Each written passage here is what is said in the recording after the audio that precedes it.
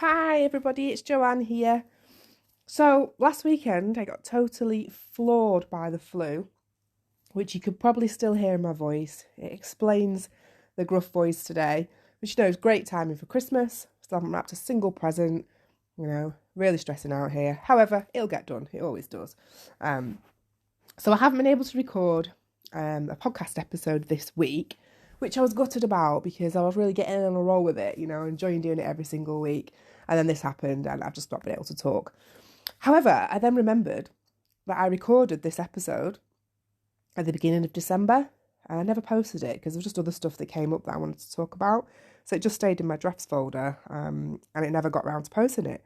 So it's the perfect opportunity to pull this one out the bank and share it with you today, as it's on a topic that it might resonate with a lot of you at the moment, and it's all about dealing with difficult customers. And I thought it was actually a really good time to share this episode because, if you're already in business, you may have had an increasing sales or a few more than normal with the Christmas period. In December, people are buying gifts or services and products for other people. And as a result, with this increase in sales sometimes comes with an increase in issues that may arise. And you may have experienced the wrath, as I like to call it, of the stressed out Christmas customer. And you're wondering how to deal with them. Gosh, I've had plenty so far already. Anyway, you'll find out more about that in the episode. And unfortunately for sellers and, people like us that run small businesses, particularly if you do sell on online marketplaces, this time of year is far from joyful. And as much as we appreciate the sales, we love it every time somebody buys something of ours, which is amazing, we actually can't wait to stick our out of office on and just have a midday Baileys before the kids get home from school. Or is that just me? I don't know. But, sorting out issues that arise with your product or your service is something that we all inevitably have to face as small business owners. You are the first point of contact for people. So if there is an issue, they're going to come to you first. And in this episode, I'm talking about, how I've dealt with it in the past compared to how I deal with it now, 14 years on from starting the business. And, we're sensitive people as creatives, and it's all about how we develop that thicker skin so that we don't take it as such a personal attack when these issues arise. I talk about different kinds of complaints that you may get. So you've got like the unreasonable ones, and they're the ones that really get our backs up. Things that there's nothing that we can do. It may be an unreasonable point that the person is making. And also the reasonable ones and the valid ones, which are the ones that we handle a lot better because the person actually does have, a valid point. I talk about how it's important to, of course, deliver a high level of customer service. That is what we're all striving for. We want people to have the best customer experience with us as possible. But it's also equally important to stand up for yourself and your business, in the event that you're not being treated right. Because it happens, it's happened to me loads when people talk to you certain ways just to try and get what they want. And there's, we're humans at the end of the day. Yes, we are sensitive, but there's a certain line and a certain boundary that we have to establish with people. And I think that's something that needs addressing when you own a small business. And that's something that we talk about in this episode too. So it's getting that balance right between knowing what's acceptable to take from a customer as a professional business and what isn't. Now, obviously, these opinions and anecdotes, they're all my own. They're all based on my experiences and what I've learned over the years with the types of customers I have. So you may have a different type of customer depending on what it is that you do. But, it's all got one thing in common that it applies to everybody who has a business, and that is actually knowing how to handle these confrontational situations, because regardless of what you do, you're going to get them. Those stomach churning moments, when you get that email and they say, oh, I'm disappointed. I hate that word when people use that word. I'm really disappointed.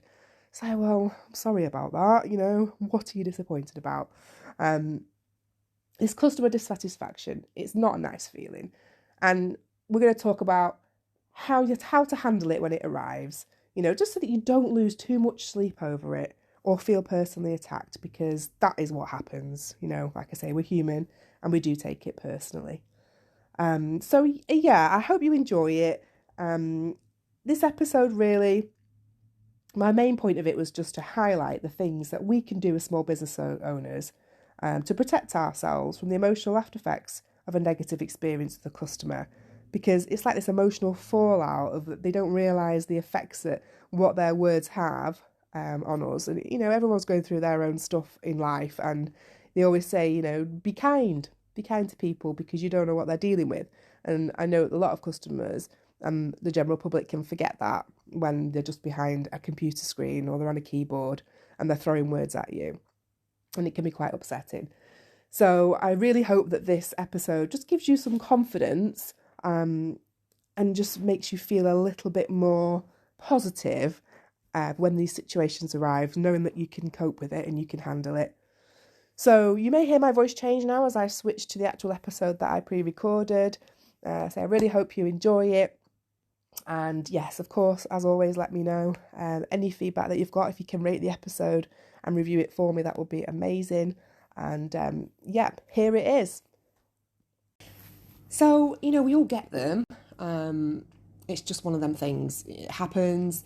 We have to deal with it. And I think it's something that puts a lot of people off starting their own business because they know they're going to have to deal with some people at some point that don't like what they've done or, are criticising their work. And it's hard. We're, as creatives, we're sensitive souls. We are. I know I am. I know a lot of fellow colleagues that are. And, when you've made something with your own two hands, or you've delivered a service from your heart, one of your products, whatever, it's your baby. You feel protective over it. And anybody that criticises it, you're gonna get a bit upset about it. It's just human. But it does come with being an entrepreneur, and it shouldn't put you off starting your own business. So if that's something that has been on your mind, don't let it. For every bad, annoying customer that you get 100, maybe more, that aren't like that. And it's just keeping that in the back of your mind, and knowing that most people are rooting for you and most people are buying off you because they want to support you and they like what you do. And you're always going to get one arsehole, sorry, but you are. You're always going to get them. So let's talk about it. Let's talk about how we deal with it. What's the best approach, how you develop a bit of a thicker skin when you've got your own business, because it's so important. Otherwise you will just go under, and we don't want that. We want to succeed. We want to make a go of this. So I'm going to give you some tools today in the podcast episode to kind of get in your emotional tool belt that you can keep with you if the same sort of situation happens to you. And especially with the Christmas period approaching, everyone's in a bad mood. They're rushing around. They're stressed. And they stop buying stuff online. They forget what they've ordered. They email you going, "Where is it?" I've had it loads already. And we're only at the beginning of December. So let's talk about how to deal with it should that happen to you if you are selling your stuff online. And if you're not, store this episode and keep it for the future, ready for when you do start selling your stuff, because you will need it. Hopefully it will really help you. So what do you do and how do you handle it when someone has something negative to say about your work and what you've made? Well, the thing is, so you do need to develop a thicker skin as an entrepreneur, and also I think as a female entrepreneur, it's important that you develop an even thicker skin because I'm not saying this is true for everyone, but I do feel like for women in business particularly, I don't know if we're an easier target. I don't know what it is, but I've spoken to a few female colleagues, my sister included, who runs her own business, and found that the attitude of some of the men towards them is totally different than it would be to another male. And, I can back this up with an issue that I had last Christmas with all the Royal Mail strikes that were going on. And my husband was replying to some complaints for me because I just couldn't take it anymore, honestly. I had so many people shouting at me because they didn't get their order. And it destroyed me, like last Christmas. It took everything out of me. I didn't even enjoy it very much when Christmas Day came because I was so upset and stressed. And I was scared of checking my emails, because I knew I'd have this barrage of abuse. So my husband ended up stepping in and replying to some emails. And honestly, I said, he'll be the first one to tell you this, people responded totally different to him than they did to me. And they tended to accept what he said. They were more polite with him. And it was just annoying because, I use exactly the same words, but I think the fact that it was a man that had sent it made a big difference to them. But, that's just the world we live in still, unfortunately. But I always do my very best to help people, you know. It's how you deal with it that it depends on what has been said to you, I think. So if somebody approaches you in a certain way, it will kind of set the tone as to how you're going to deal with it. You know, so somebody comes to you quite reasonably and says, oh, hi, I've received this, you know, this isn't quite right, or it's not what I expected. Would it be possible for you to sort it out for me? Then you're more likely to say, yeah, of course I will, whether it was your fault or not. If somebody is the opposite, you know, and is rude, accusing, you're more likely to not want to help them. And that's how I feel. So for me, the time that I've been in business, I'm lucky I've not had a massive amount of complaints apart from last year. Like I say, I'll go into that shortly, what happened to me with Royal Mail. But, you know, I've had a fair few. I've had some nasty people. I've probably had a handful of cases that I've not been able to sort out because I've not wanted to be honest. But, you know, it's happened. But most of the time, people are genuinely quite nice and polite and nice customers. But you're always going to get one or two or three. So for me, I think there's two types of complaint, okay? I think you've got a valid complaint, which is one where, you know, the customer's got a point, okay? So say like an item that you've sent them or you've made is faulty. Or maybe they've received it damaged because, you know, you skimped on bubble wrap. Well, I've done that before and I thought I've had some left and I can't find any anywhere. So I panic, you know, and scrape some off like something out of my kid's room. And I've packed it in that and then it's broken in transit. Or maybe, you know, you've made a typing mistake or something on a personalised item for them and you've put Barry instead of Harry. You know, okay, that's totally legit. It's a valid complaint and it's something that you could address and admit responsibility for. And you can make it right. You can send them a replacement, you know, you can say sorry, and most people are okay with that. They know that when they buy handmade, they're going to get a certain amount of human error, especially during busy times like now with Christmas. It's just what happens. But, you know, regardless, when you get these emails and you see it starting with, just to let you know, or this has happened, your stomach just drops because you know it was your fault, even if it wasn't on purpose. But I think the key is, don't be sad about it. So if you've made a mistake, like I say, I've done plenty. I'm sure I've probably written Barry instead of Harry once, which is where I got that example from. You know, don't be sad. Just try and reframe your thoughts and to see it as feedback to strengthen your business. So let's say that the item broke in transit. Maybe you can look at more effective packing methods. So using more bubble wrap, looking at different boxes. Let's say you made that typing error. So next time, triple check all your spellings and maybe turn off any distractions like your phone or the radio when you're working. I have to do that now. And I've been doing these Santa letters. Sometimes I've been listening to podcasts or I've had the radio on and I've had to just have silence because, you know, I'm giving the wrong, I'm putting the wrong address on things or I'm putting the wrong letter in the wrong envelope and I catch it in time before I send it out. I haven't in the past on some occasions, but I have this time, you know, and I fixed it. But I know that I need silence when I do those. So I use that as feedback. A few years ago, I used to create these rosettes, which are like hen party and bridal rosettes that people buy for like bridal party members at a hen party. And I was creating them, they were selling like hotcakes. And then someone emailed me and then somebody else emailed me and somebody else emailed me. And they told me that the badge on the back of the rosettes kept falling off. I was like devastated, you know. I knew that was my fault. I knew that I needed to strengthen the back of the badge. So I changed it. I managed to put some ribbon on the back that held the badge in place. And I've never had a complaint, touch wood, since then. But, you know, the way that some people approached me about it, I remember this one girl, she was proper shouting in this email saying, you've ruined this hen party. You know, this is poor workmanship. And I thought, oh my God, if that's ruined your hen party, then nobody was drunk enough for a start. And, you know, it can't have been that good at the end of the day. You know, get things in perspective. It was a mistake, you know. I apologised, I offered a refund, and I got rid of her. Some people you just have to get rid of and hope that they never darken your door again. That's what I always say. And she hasn't, thankfully.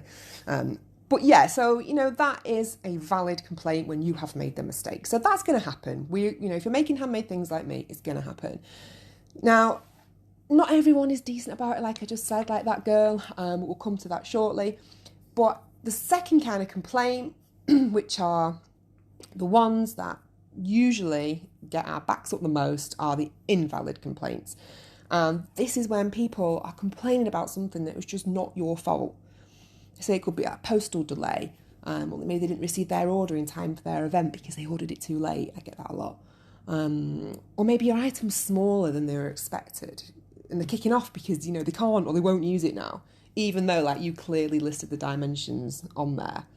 I mentioned the Royal Mail fiasco with the strikes last year and the problems that I had. Basically, I was churning these Santa letters out like no tomorrow. I think I did over 1,000 last year. And, probably a quarter of them went to America. And even though they were sent in plenty of time, beginning of November, because of the Royal Mail strikes, they didn't get there in time for Christmas. So when I turned my computer on, just before Christmas, the complaint started. But then when I turned it on in between Christmas and New Year, I literally had honestly 30 emails a day from really angry Americans. If you've ever been on the receiving end of an angry American, yeah, it's not good. They were just throwing abuse at me in these emails. They were so rude. It was like, where is my letter? This is disgusting. You've ruined my child's Christmas. And it got to the point where I couldn't look at them anymore. And my husband had to log on every night while I bathed our little girl because I just couldn't do it. So he would log on, he would look at them all, and he would answer them one by one for me. And it used to take him 1 to 2 hours to get through them. Some people would reply, wouldn't be happy with it. Most people didn't at that point. But, it was really distressing and it was hurtful. And I had to keep reminding them that I have done my part of the deal. I have sent you this order out. I fulfilled it on time and it's out of my control. So they were really invalid complaints that they're so upsetting because there's nothing that you can do to help them as much as you try. Just let me have a sip of coffee. I learned from the first podcast that I need to have more drinks with me. So bear with me one moment. Okay, so regardless of whether or not it's a valid or an invalid complaint, it's the way in which the person approaches you that sets the tone for how we're going to deal with this situation, okay? So you might find that someone will come to you and if they're calm and understanding, even if it's not a valid complaint, you're going to likely to respond better and you're going to want to help them. But if they start the communication with you aggressively, they're using an accusing tone, you're 100% more likely to get defensive and you're going to respond accordingly, which in most cases, you don't want to help someone like that.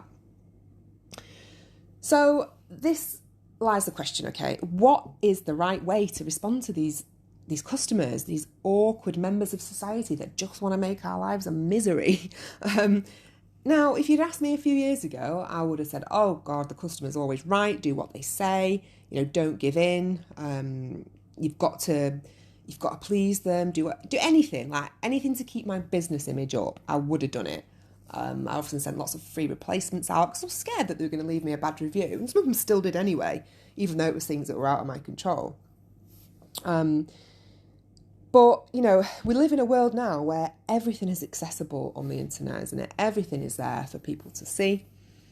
I think we're scared as small business owners because we feel like if we don't do what the customer says, they're going to leave us a bad review and everybody's going to see it.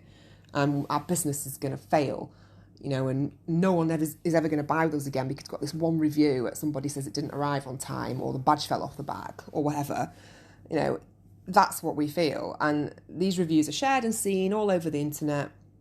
So we're cautious about how we respond, to these unreasonable people. And, I'm all about upholding a professional image. I am. And I always go into any kind of conflict or complaint, if it's an email, DM, whatever, with an acknowledgement. And I'll say, I know you're frustrated. I know this hasn't arrived in time and I'm really sorry. I'm frustrated too. I've made this for you. I spent, a good portion of my time making this item for your granddaughter or for your husband, and it's not arrived. I know, I'm annoyed too. And I'll try and offer a solution to them if I can, and a timely one as well. So especially if I'm at fault, if something I've done wrong, I say, okay, I'm really sorry about that. I will get another one sent out to you first thing tomorrow. And usually that resolves the situation. But for the really unreasonable and the downright rude emails and messages that I've received in the past, I no longer accept being spoken to in any disrespectful way. And I think I learnt that last year. So it's taken me 13 years to get to the point where I say, hang on a minute, No, I am not feeling the way I felt last December, attacked in my own home when I opened up my computer, like afraid every time my phone beeped. I'm not feeling like that again. And what gives them the right to speak to me like that? They wouldn't do it in a shop. Okay, some people might. But generally, they're a bit more, if it's face-to-face, they're definitely a little bit more reserved than they are on emails. So, yeah, I won't take being attacked anymore, and you shouldn't either with your business if you ever get any complaints and they aren't reasonable. Or even if it's a reasonable complaint, don't take any abuse. So, I've realised now that I'm going to stand up for myself and my baby, which is my business, anytime that someone is just rude to me or just being unreasonable. So I actually had an example last week on one of the marketplaces that I sell on online, one of the handmade marketplaces. And this lady contacted me, and she was at fault because she hadn't received this Santa letter that she ordered because she didn't approve the proof in time. And this family were going away on holiday and they didn't arrive. But, it took her a week to get back to me to tell me that the letter looked okay. And then, a couple of days later, she messaged me and she was like, "Where is my letter? I am not impressed by this. Terrible service." And I thought, do you know what? I sent it out the day after she approved the proof. So I was really annoyed. And I probably should have put my phone down and taken a breath. But I was in the back of the car. Eden was screaming. Dave was driving to Tesco in traffic. And I thought, no, I'm going to reply now. I'm just going to get it out of the way with. I'm not letting it ruin my Sunday. And I just said to her, okay, again, I appreciate your frustration, but this is what happened. I got it out to you on time, even though it took you a week to approve the proof. I'm sorry it hasn't arrived yet. It's sent standard mail. It's a busy time of year. Can't be helped. And then I just put a line at the end that said, and I ask you, next time you message me, to communicate with respect. As a small business owner, I've done everything in my power to make this letter special for your granddaughter, and I just ask for some respect, And then I actually said to her, because she just really got my back up, it was a bad day, and I just said, if you've got any further questions or complaints, please contact the team at, and then the said marketplace, which was not on the high street. So I haven't heard back from her, hoping that I won't, who knows. I'll say this now and I'll turn my computer on later and she'll be there, she'll be back. Sometimes they say talk of the devil and you conjure them up. So we'll see. But the truth is you don't have to take it. No one in any job trying to serve the general public and just do their best should have to. There's a sign on my doctor's receptionist that says please treat all staff members with respect. And that's the way that people should be treating everybody that is providing a service or a product with respect. So don't let that put you off as a small business. Go into it knowing that you'll just have to have a bit of a thicker skin. Whatever people say to you, they're not getting at you, they just need somebody to rant at. You can still be professional and you can still tell people to respect the fact that you're a person, you're a small business, you've got a family, you've got a dog, you're having beans on toast for your tea, whatever, you're a person. And they call these kind of people keyboard warriors. My husband loves this term. He's a bit of a one, actually, he won't mind me saying. But he likes to have a rant on Facebook every now and again in these groups that he's part of, and he likes getting involved. I can't be bothered. But they like to hide behind the computer and throw this level of abuse at you. And that's the problem with customers like that they wouldn't say it to your face. So use that and just think, right, I don't have to take this. And don't be afraid. Don't be afraid to stand up for yourself. Because some people are just serial complainers, honestly. You're never going to win. In summary, really, I just wanted to say that this, for me, is a really sensitive subject with people who want to start a business because it puts them off and it shouldn't. Don't let these people wear you down to the point where you think I can't do this anymore. It's too stressful. It is stressful. Running your own business is really stressful, and it comes with lots of pitfalls and stresses. And I've gone grey quicker than ever since I've had my own business and a kid. But it also comes with some amazing benefits and perks. You're in control of your own life. You can choose whether to reply to that email then or in an hour or in a day. Whereas if you work for someone else, you probably don't have that choice. You've got to uphold their company image. You can choose your hours, you can fit things around your family, your life. Like, there's so much that you can do when you run your own business. So don't let that little aspect of fear take over, because that's all it is. It's fear. And that's what puts a lot of us off doing anything. I know it did for me. It was all kinds of things that I've not done in the past because I've been scared. And now, as I say in my last podcast, now I've turned 40, I don't know. It's true that you have one of these epiphanies, isn't it, when you reach milestone birthdays? And for me, it was that I'm not doing this anymore. Like, I'm going to be a different person. I'm not going to be spoken to in certain ways. I'm going to do something that I want to do for me, which was starting Her Handmade Hustle and helping other women and having a voice, whereas in the past I probably wouldn't have done it. So that is really important, that you have that in the back of your mind. And there's people that are always going to be, say, arseholes out there. Unfortunately, they're just serial complainers. That's just the way it is, and you're never going to please them. This is kind of what I want you to take away from this podcast, and keep it with you. Whether you're starting your business from scratch, or whether you're a few weeks in, or maybe you're a year or two in, or even further along your journey, but you're just looking for a bit of help and a bit of reassurance that you're doing the right thing. You're going to get difficult customers, and you're going to get complaints if you work for yourself. It's just part of being an entrepreneur. So that's number one. Number two, you're going to get two kinds of complaints. You're going to get valid ones where they've got a point, okay, and you're going to have to admit it. Something's occurred due to an error that you've made on your part. It's something that's unfortunate, it's happened, but own it, accept responsibility, apologise and fix it in a timely response. That's all you can do. And if they're not happy with that, then they're not the kind of customer that you want again.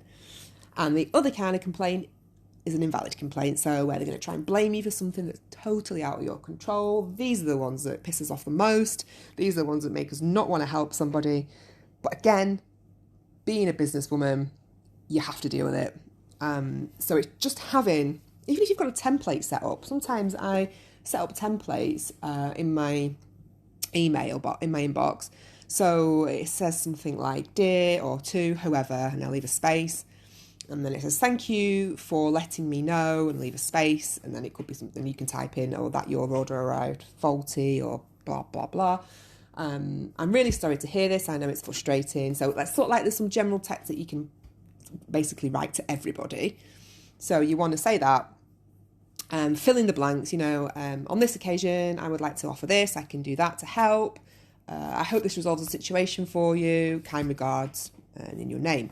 So if you've got a bit of a template set up, then it's there, and you don't have to start from scratch typing to this person, because emotions are high when you read complaint messages. They just are.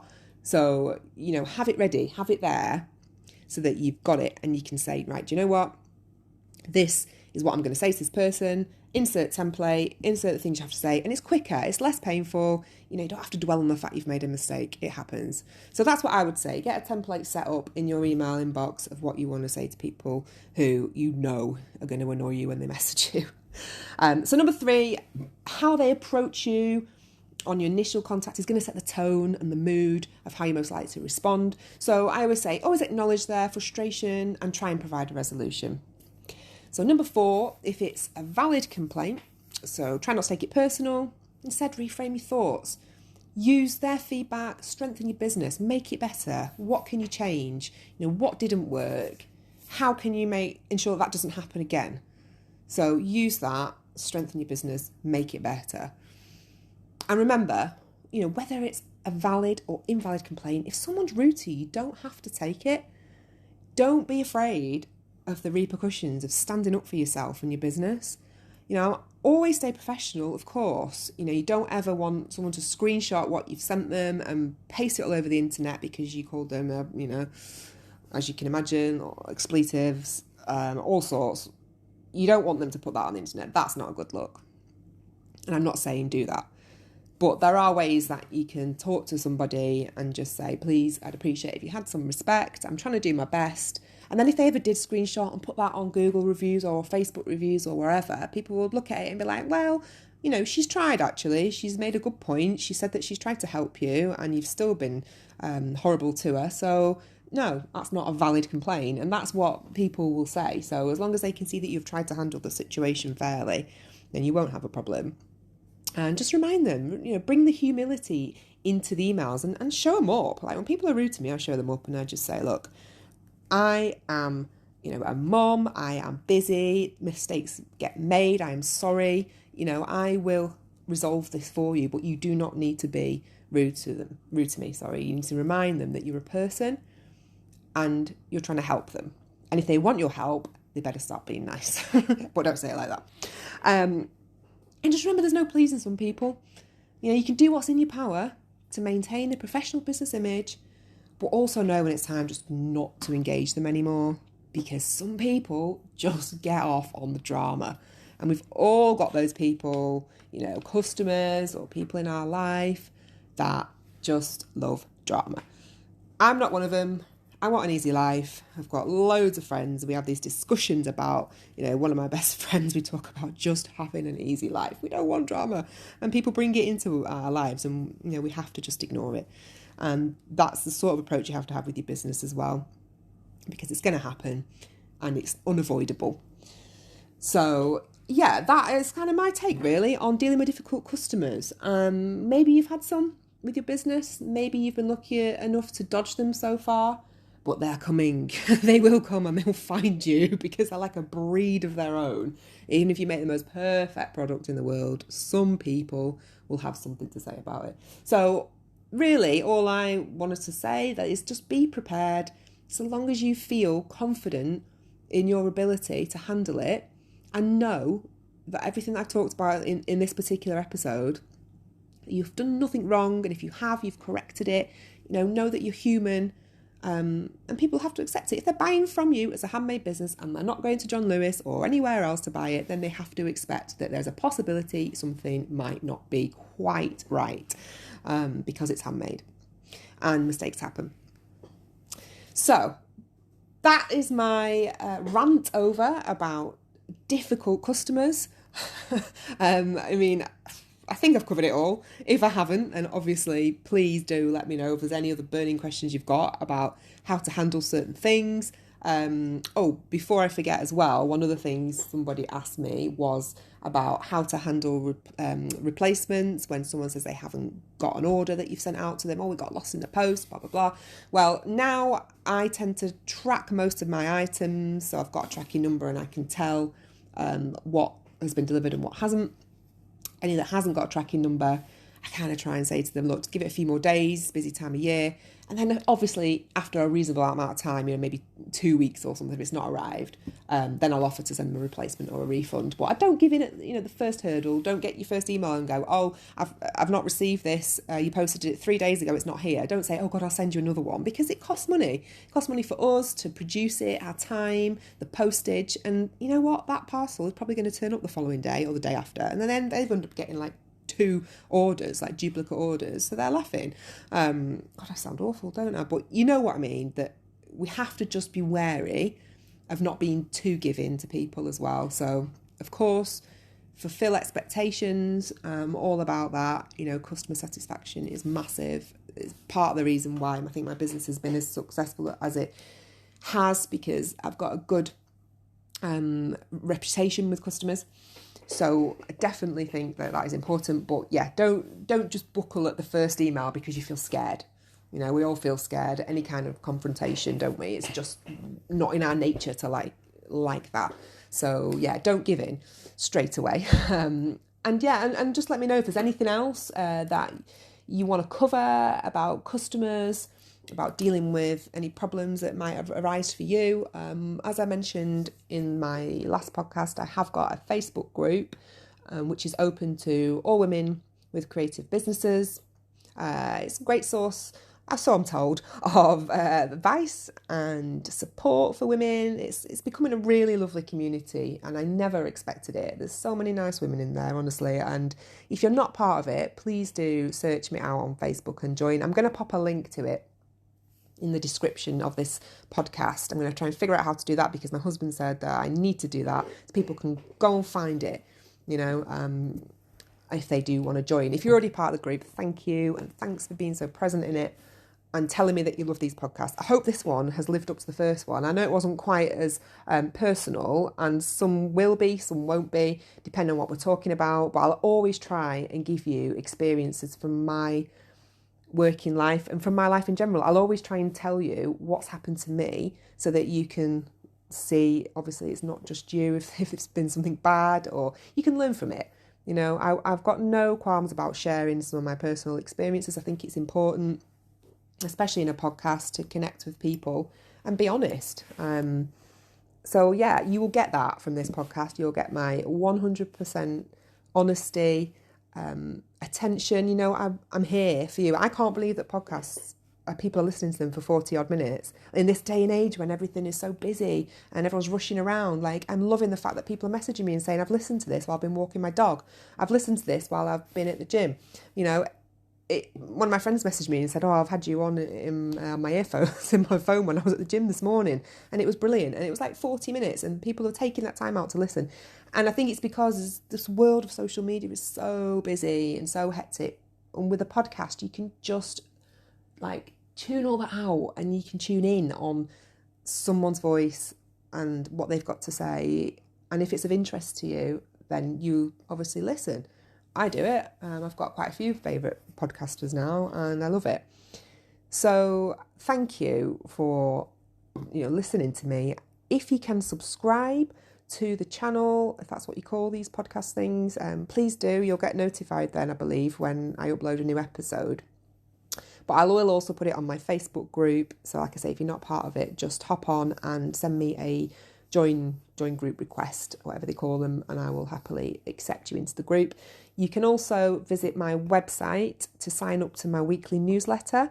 So I've got a free weekly newsletter that's on the website. And again, I've had some great feedback. We've had four episodes.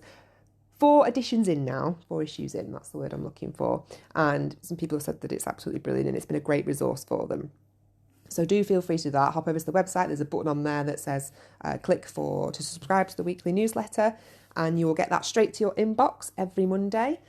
And I think that is everything that I have to say today. I am going to go and pick my little girl up shortly from nursery, and I'm going to work on next week's newsletter at the weekend. But yeah, I'm absolutely thoroughly enjoying these podcasts. Let me know what you think, whether it's in the group, send me a message, email. I'll always respond to you. I'll always reply. I love getting them.